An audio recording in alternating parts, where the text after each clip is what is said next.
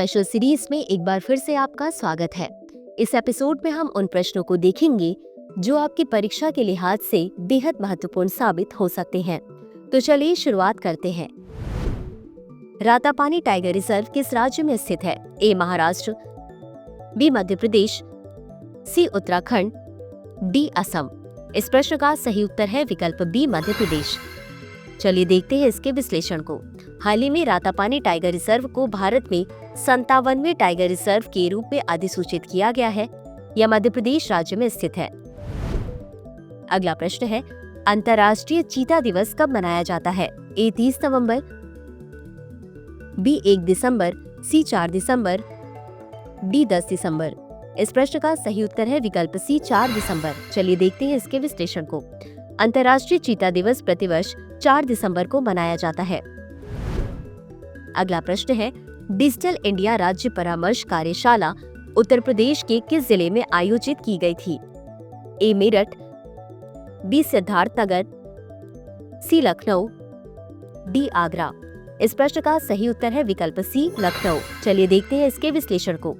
Electronics और सूचना प्रौद्योगिकी मंत्रालय के राष्ट्रीय ई गवर्नेंस प्रभाग ने उत्तर प्रदेश विकास प्रणाली निगम लिमिटेड के साथ साझेदारी में लखनऊ में डिजिटल इंडिया राज्य परामर्श कार्यशाला का आयोजन किया।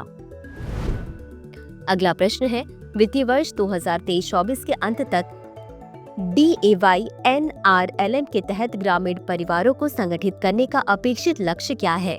ए 10 करोड़, बी 9 करोड़, सी 8 करोड़, डी 11 करोड़। इस प्रश्न का सही उत्तर है विकल्प ए 10 करोड़। चलिए देखते हैं इसके विश्लेषण को। वित्तीय वर्ष 2023-24 के अंत तक DAY-NRLM के तहत कुल 10 करोड़ ग्रामीण परिवारों को स्वयं सहायता समूहों में शामिल करना है। अगला प्रश्न है, प्रोबा 3 मिशन को प्रक्षेपित करने के लिए किस प्रकार के रॉकेट का उपयोग किया जाएगा?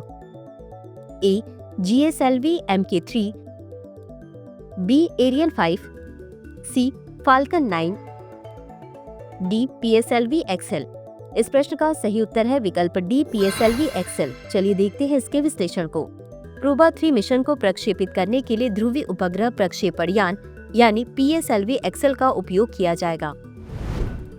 अगला प्रश्न है, हाल ही में भारत सरकार ने किस बीमारी को अधिसूचित बीमारी घोषित किया है? ए मलेरिया, बी क्षय रोग, सी सर्पदंश, डी डेंगू। इस प्रश्न का सही उत्तर है विकल्प सी सर्पदंश। चलिए देखते हैं इसके विश्लेषण को। केंद्रीय स्वास्थ्य मंत्रालय ने सर्पदंश को राष्ट्रीय स्वास्थ्य मिशन के तहत आधिकारिक तौर पर बीमारी के रूप में अधिसूचित करके इसे एक गंभीर स्वास्थ्य समस्या के रूप में मान्यता दी है। अगला प्रश्न है, बोत्सवाना में हाथियों की मृत्यु के कारण की पुष्टि करने वाला अध्ययन किस संगठन या समूह ने किया? ए विश्व वन्यजीव कोष, B university of Massachusetts Amherst, C अंतर्राष्ट्रीय प्रकृति संरक्षण संघ, डी वन्यजीव संरक्षण सोसाइटी। इस प्रश्न का सही उत्तर है विकल्प डी वन्यजीव संरक्षण सोसाइटी। चलिए देखते हैं इसके विश्लेषण को। बोत्सवाना में हाथियों की मृत्यु के कारण की पुष्टि करने वाला अध्ययन वन्यजीव संरक्षण सोसाइटी से जुड़े शोधकर्ताओं द्वारा किया गया था। अगला प्रश्न है, सुगम्य भारत अभियान को लागू करने के लिए कौन सा सरकारी विभाग जिम्मेदार है? ए स्वास्थ्य एवं परिवार कल्याण मंत्रालय, बी सामाजिक न्याय एवं अधिकारिता मंत्रालय, सी शिक्षा मंत्रालय, डी शहरी विकास मंत्रालय। इस प्रश्न का सही उत्तर है विकल्प बी सामाजिक न्याय और अधिकारिता मंत्रालय। चलिए देखते हैं इसके विश्लेषण को।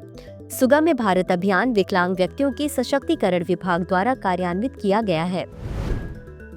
अगला प्रश्न है, मध्य प्रदेश के निम्नलिखित में से किस जिले में केंद्रीय संचार मंत्री ने प्रधान डाकघर की आधारशिला रखी?